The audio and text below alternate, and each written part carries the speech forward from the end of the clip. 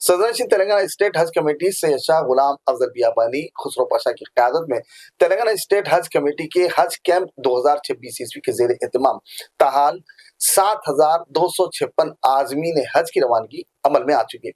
Chairman Telangana state वक्फ board Syed Azmatullah Husaini ने सदरशी Telangana state हज committee से शाह गुलाम अफजल बियाबानी वो वरंगल वेस्ट कांग्रेस के MLA नानी राजेंद्र रेड्डी के हमरा मुकद्दस सफर हज के काफिले को झंडी दिखाकर रवाना कर दिया।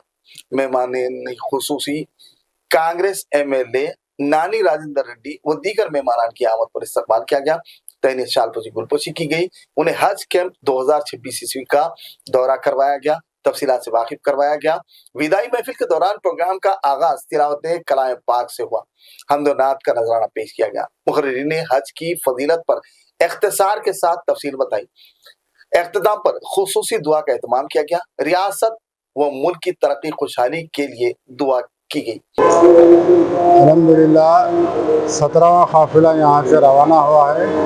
7,000 से ज़ायद आज़मीन मक्के शरीफ पहुँच चुके हैं और अल्हम्दुलिल्लाह अब तक वहाँ उनकी रिहाइश भी बेहतर मिली है। वहाँ से भी किसी किस्म की कोई शिकायत नहीं है।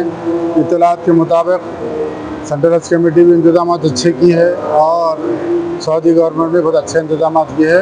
ఎత్తున ఏర్పాటు చేసినటువంటి చైర్మన్ గారు కుసూర్ పాషా గారు మరియు ముఖ్యమంత్రి గారు దీని సెంట్రల్ గవర్నమెంట్ అత్యవసరంగా 10,000 పెంచినా దానిని రాష్ట్ర ప్రభుత్వం భరించే విధంగా ఏర్పాటు చేయటం మన ముఖ్యమంత్రి గారు ఇక్కడ సకల సౌకర్యాలు ఏర్పాటు చేసి, ఎందుకంటే పవిత్రమైనటువంటి దీక్ష, ఈ దీక్ష తీసుకొని జీవితంలో హజ్జు పోయి రావాలి అనే ఒక కోరికని దాన్ని ఫుల్ఫిల్ చేసుకొని రావటం, ఆ పుణ్యకాలంలో ఆ సమయంలో కనీసం దోమ కాదు కదా ఈగను కూడా ముట్టుకోకుండా ఉండే అటువంటి నిష్టగా చేస్తున్నటువంటి హజ్ యాత్రకు మరోసారి శుభాకాంక్షలు తెలియపరుస్తున్నా।